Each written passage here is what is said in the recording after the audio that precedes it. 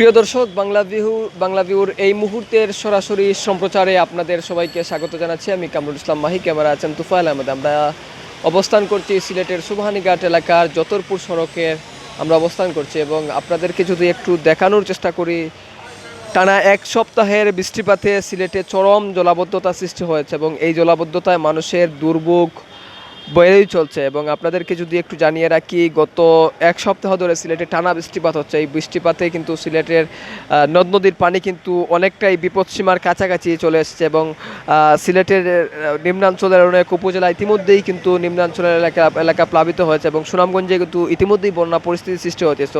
তো এর নিয়ে কিন্তু মানুষের দুর্ভোগ ভোগান্তির শেষ নেই এবং সিলেট নগরের বেশ কিছু এলাকার নিম্নাঞ্চলও কিন্তু ডুবে গেছে, অর্থাৎ জলাবদ্ধতার চরম আকার ধারণ করেছে এবং অনেকের বাসাবাড়ি ব্যবসা প্রতিষ্ঠানেও কিন্তু পানি উঠেছে। বিশেষ করে নগরের তালতলার গুলশান এলাকায়ও কিন্তু গুলশান হোটেলের আশপাশ এলাকায়ও কিন্তু পানি উঠে গেছে। আপনাদেরকে যদি দৃশ্য দেখানোর চেষ্টা করি, পুরো পানিতেই টুইটুম্বর এবং মানুষজন কিন্তু বিচে এবং রাস্তা পারাপার হচ্ছেন।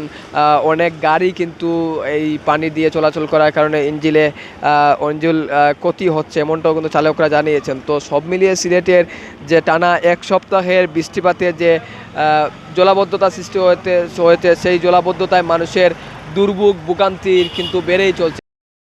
আমরা সুবহানীঘাট এলাকার মধ্যে খুব দুর্বল অবস্থায় দিনপাত কাটাচ্ছি। আমরা গাড়ি চালাইতে পারতেছি না, রাস্তাঘাটের অবস্থা খুবই খারাপ।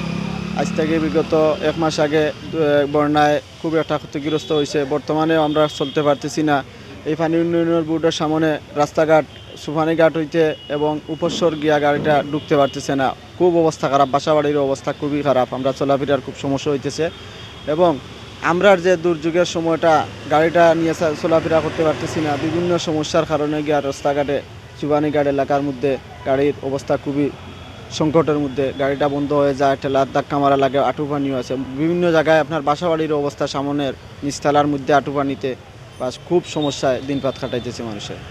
আমার বক্তব্য। কি দাবি করছেন সিটি কর্পোরেশন বা মেয়র সাহেব আছেন, আপনাদের দাবি? আমরা দাবিটা হলো যে রাস্তাঘাটের এই যে পানির মধ্যে দেখা গেছে যে আপনার একটানা যদি এক সপ্তাহ মেঘ বৃষ্টি হয় তাহলে রাস্তায় প্রায় আঁটু পানি হয়ে যায়। গাড়িটা চলতে সমস্যা হয়, আমরা চলাফেরা করতে সমস্যা হয়, বিভিন্ন মানুষের যাতায়াতের সমস্যা হয়, বাসা বাড়িতে সমস্যা হইতেছে। আমরা সিটি কর্পোরেশন যে ড্রেনগুলো আছে, এই ড্রেনগুলো জাম হয়ে অনেক সময় বৃষ্টির পানি না কাটার কারণে গিয়া দেখা যাচ্ছে যে রাস্তাটা ব্লক হয়ে যায়। এগুলা সিটি কর্পোরেশনে একটু গুরুত্বপূর্ণভাবে দেখার অনুরোধ করছি।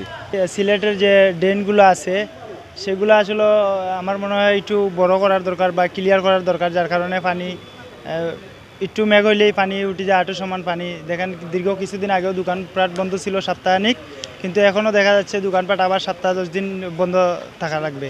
কিন্তু আমরা ব্যবসায়ী এগুলো কী করবো এখন? কিভাবে দোকান ভাড়া 10,000 টাকা মাস শেষে বাসা ভাড়া নিয়ে আমরা এখন খুবই দুশ্চিন্তায় আছি। এই অবস্থায় এখন বর্তমানে আছি আমরা। খুব বেশিরভাগ গাড়িগুলো চলতে পারে না, আমরাও আটিয়ে খুব কষ্ট করে আইছি।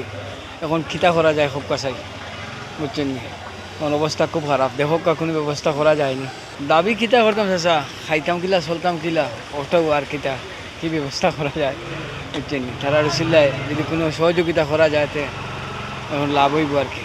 আবহাওয়া অধিদপ্তর যেমনটি বলছে, এরকম কিন্তু আরও কয়েকদিন বৃষ্টিপাতের সম্ভাবনা রয়েছে। তো সব মিলিয়ে সিলেটের বৃষ্টিপাত অব্যাহত থাকার ইঙ্গিত দিয়েছে আবহাওয়া অধিদপ্তর এবং নদ নদীর পানি কিন্তু বিপদসীমার কাছাকাছি এবং বিভিন্ন নিম্নাঞ্চল এলাকায় কিন্তু পানি বাড়ছে এবং রাস্তাঘাটও জলাবদ্ধতা সৃষ্টি হচ্ছে। তো মানুষের দুর্ভোগ বেড়েই চলছে। তো এই ছিল বাংলাভিউর পানি বাড়ার এবং মানুষের দুর্ভোগের সর্বশেষ চিত্র।